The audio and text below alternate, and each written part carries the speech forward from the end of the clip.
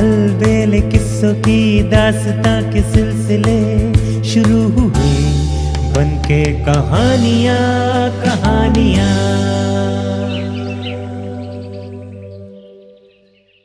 आइए सुनते हैं आज की कहानी 7 सोने के तीर। एक राजा के 7 बेटे थे। सातों वयस्क हो गए थे। राजा ने सोचा कि उनका विवाह कर दिया जाए। 7 राजकुमारों के लिए 7 योग्य पत्नियां ढूंढना एक कठिन काम था। राजा ये काम नहीं कर पाया और बड़ा परेशान हुआ।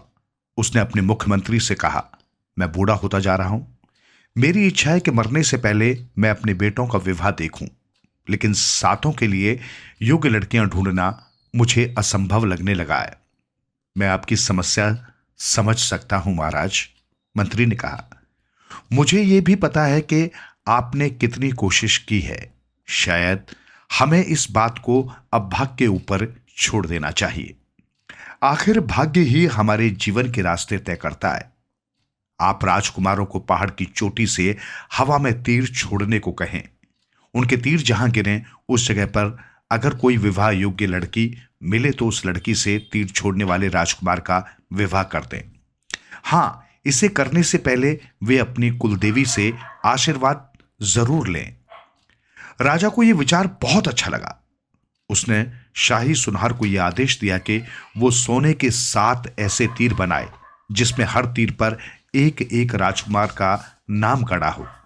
एक निश्चित दिन 7 राजकुमार पास की पहाड़ी पर पहुंचे। पहाड़ की चोटी पर बने मंदिर में उन्होंने देवी की पूजा की। फिर एक गोलाई में खड़े होकर एक एक कर उन्होंने अपने धनुष से तीर छोड़े। तीर के सबसे करीब कौन लड़की रहती है, यह देखने के लिए हर तीर की दिशा में एक सेवक दौड़ा। जैसा होना था, 6 बड़े राजकुमारों के तीर जहां गिरे वहां ऐसी लड़कियां मिली जो खूबसूरत, भली और अच्छे परिवारों से थी। लेकिन सबसे छोटे राजकुमार के तीर का कुछ पता नहीं चल पा रहा था। बहुत देर के बाद वो जंगल के एक पेड़ के तने में धंसा मिला। वहां आसपास कोई भी लड़की नहीं थी और सेवकों की समझ में यह नहीं आ रहा था कि अब वे करें क्या। उन्होंने ये बात राजा को बताई। राजा ने कहा, जाओ जाकर दोबारा देखो, शायद वहां कोई साधु या जंगल से गुजर बसर करने वाले की बेटी हो। सेवक फिर से गए, हर जगह ढूंढा और वापस आकर उन्होंने बताया कि वहां राजकुमार के लायक कोई लड़की नहीं है। यह सुनकर राजा ने सेवकों से पूछा, क्या तुम्हें ऐसा लगता है कि राजकुमार के लिए वहां कोई लड़की नहीं है या वहां कोई लड़की है ही नहीं? मुझे जवाब दो। वे एक दूसरे का मुंह देखने लगे। उनकी समझ में नहीं आ रहा था कि वे राजा से क्या कहें। राजा ने आदेश दिया, सच न बोलने पर कड़ी सजा दी जाएगी। तब बचपन से राजकुमारों की देखभाल करने वाले एक बूढ़े सेवक ने कांपती आवाज में कहा, महाराज, मेरी समझ में नहीं आ रहा कि मैं आपसे ये बात कैसे कहूं।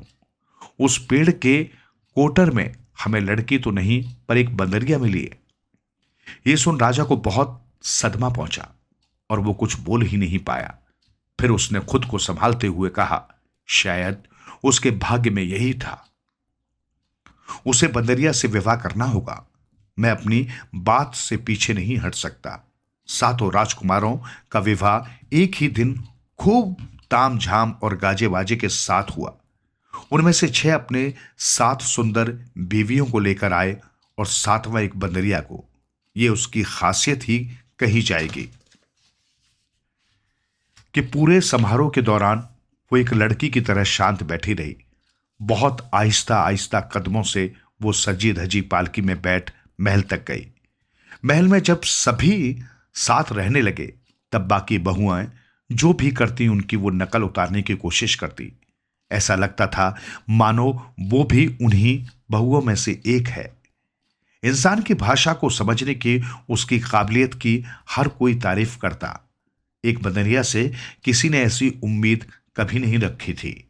लेकिन राजा रानी बंदरिया से राजकुमार की शादी होने पर बहुत दुखी थे। आखिर हमने क्या पाप किया, वे एक दूसरे से पूछते कि हमारे बच्चे को ऐसी सजा मिली। वहां के लोग आपस में मजाक करते और अपनी बेटियों से कहते, कितना अच्छा होता अगर तुम बंदरिया पैदा होती, तुम्हारी भी शादी एक राजकुमार से हो जाती और तुम भी महल में रहती। दूसरी तरफ राजकुमार के धीरज और अच्छे व्यवहार की सभी तारीफ करते थे। जहां उसे अच्छी से अच्छी लड़की मिल सकती थी, वहां उसने एक बंदरिया को अपनी पत्नी के रूप में स्वीकार किया था। सच्चाई तो यह थी कि जब राजा ने उसे एक बंदरिया से विवाह करने को कहा, तब वो बहुत भयभीत हुआ था, लेकिन एक आज्ञाकारी पुत्र की तरह उसने अपने पिता की बात मानी। हालांकि उसके भाइयों और मित्रों ने उसका इतना मजाक उड़ाया कि वो अपने आप को अभागा समझने लगा था। एक बंदरिया के साथ जीवन बिताने से अच्छा है कि मैं मर गया होता, उसने सोचा। विवाह की रात वो अपनी बंदरिया पत्नी के साथ अकेला था। उस समय वो अपनी तलवार अपने सीने में उतार लेना चाहता था। जैसे ही उसने अपना हाथ उठाया, पीछे से उसे किसी ने पकड़ लिया और उसके कानों में यह आवाज पड़ी, खुद को नहीं, मुझे मार डालो। राजकुमार के हाथ से तलवार छूट गई। उसने मुड़कर देखा, लंबे घुंघराले बालों और उदास आंखों वाली एक सुंदर लड़की खड़ी थी। कौन हो तुम? उसने पूछा। तुम्हारी पत्नी, उसने कहा। राजकुमार ने गौर किया कि जमीन पर बंदर की खाल पड़ी थी। इसका क्या मतलब है? परेशान होकर उसने पूछा। जन्म से मैं राजकुमारी हूं, लड़की ने कहा। एक ऋषि ने क्रोधित होकर मुझे बंदरिया बना दिया। मैंने उनसे दया की बहुत भीख मांगी, तब उन्होंने रात में मुझे अपने रूप में आने की अनुमति दे दी। यह भी कहा कि अगर कोई ऐसा व्यक्ति मिलता है जो तुझे 7 महीनों और 7 दिनों के लिए रखने को तैयार हो, तो मैं इस शाप से मुक्त हो सकती हूं। राजकुमारी को देखते ही राजकुमार को उससे प्यार हो गया था। वो उसे अपने पास रखने के लिए अब कुछ भी करने को तैयार था। 7 महीने यूं गुजर जाएंगे, उसने सोचा। वाकई 7 महीने देखते ही देखते गुजर गए और अब केवल 7 दिन रह गए थे। राजकुमार के बड़े भाइयों की समझ में यह नहीं आ रहा था कि आखिर एक बंदरिया के साथ राजकुमार इतना खुश कैसे है। कोई भी सामान्य व्यक्ति एक बंदरिया का साथ कैसे सहन कर सकता है? सबसे बड़े भाई ने कहा, हो ना हो, बंदरिया के वेश में वो कोई राक्षसी है। वे राजकुमार और उसकी बंदरिया पत्नी पर नजर रखने लगे। उन्होंने देखा कि बंदरिया रात में सुंदर औरत बन जाती है, मगर उनकी समझ में यह नहीं आया कि आखिर क्यों दिन में वो बंदरिया बनी रहती है। दूसरे भाई ने सुझाव दिया, अगर हम बंदरिया की खाल जला दें तो वो कभी भी बंदरिया के रूप में नहीं आ पाएगी। बहुत बढ़िया उपाय है, बाकी भाइयों ने कहा। उस रात जब राजकुमार और बंदरिया राजकुमारी सो रहे थे, बाकी भाई चुपके से उनके कमरे में घुसे और बंदरिया की खाल चुरा ली। फिर रसोई में जलने वाली आग में उन्होंने इस खाल को फेंक दिया। खाल धू धू कर जलने लगी और तभी किसी की दर्दनाक चीख सुनाई पड़ी। सब कुछ चल रहा है, सब कुछ चल रहा है। 6 भाई घबराकर अपने अपने कमरे में भाग गए।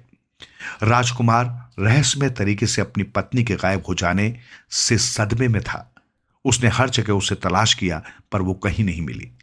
जल्दी ही बंदरिया पत्नी के गायब हो जाने की बात हर जगह फैल चुकी थी। राजमहल में हर व्यक्ति बहुत खुश था। राजकुमार से उसके भाइयों ने कहा, शुक्र मनाओ कि वो खुद ही चली गई। अब तुम अपने लिए एक अच्छी लड़की तलाश कर सकते हो। मुझे वही चाहिए थी। राजकुमार ने उनकी आशा के विपरीत कहा, किसी और लड़की से मैं विवाह करने की सोच भी नहीं सकता हूं। किसी को बताए बिना अपने घोड़े पर सवार वो जंगल की तरफ इस उम्मीद में निकला था कि शायद वो वहां मिल जाए। वो उसी पेड़ के पास गया जिसके तने में उसका तीर मिला था, मगर अधचली हड्डियों और रेशमी कपड़ों के टुकड़ों के अलावा उसे वहां कुछ नहीं मिला।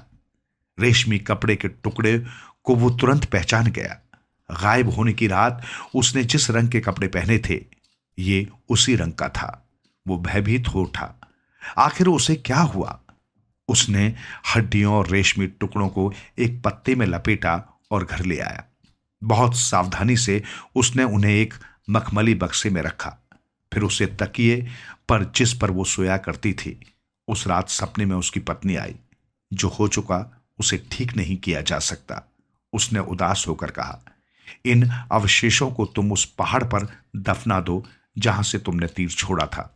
7 दिनों तक तुम मेरा मातम मनाना, लेकिन उसके बाद तुम्हें अपना जीवन सामान्य होकर जीना पड़ेगा। बुझे मन से राजकुमार पहाड़ पर गया। उसने अपनी पत्नी के अवशेषों को वहां दफनाया और देवी से प्रार्थना की। उसके बाद वो अपने माँ पिता के पास गया और बोला, मेरी पत्नी भले ही बंदरिया थी, लेकिन वो मुझे बहुत प्रिय थी। मैं 7 दिनों तक शोक मनाना चाहता हूं। उसके बाद मैं अपनी सामान्य दिनचर्या में लौट आऊंगा। तुम्हारी जैसी इच्छा, राजा ने कहा। बंदरिया बहू के लिए राजकीय शोक घोषित कर दिया गया। सभी लोग पत्नी के प्रति राजकुमार के समर्पण को देख आश्चर्यचकित थे। अगले 6 दिनों के लिए राजकुमार पहाड़ पर जाता रहा, जहां उसने पत्नी के अवशेषों को दफनाया था। वहां बहुत देर तक बैठता, देवी से प्रार्थना करता और वापस आ जाता। हर रोज की तरह 7वें दिन भी वो पहाड़ पर गया। उसके मन में आज भी यही बात थी कि क्या वो अपनी बंदरिया पत्नी को कभी भूल पाएगा। पत्नी की समाधि पर पहुंच वो रो पड़ा। थोड़ी देर बाद उसने खुद को संभाला और पूजा करने मंदिर गया। देवी के सामने उसने सर झुकाया। तभी उसने किसी के कदमों की आहट सुनी। वो मुड़ा। उसने देखा उसकी पत्नी इंसान के रूप में खड़ी है। तुमने मेरे अवशेषों को संभाल कर रखा और मुझे एक पत्नी मानते हुए निश्चित दिनों तक शोक मनाया, उसने कहा। तभी मैं अपने स्वाभाविक रूप में वापस आ सकी हूं। राजा, रानी और राजकुमार के 6 भाई ये कहानी सुनकर अचंभित थे। इसके बाद छोटा राजकुमार, उसकी पत्नी जो अब इंसान के रूप में थी, खुशी खुशी महल में रहने लगे।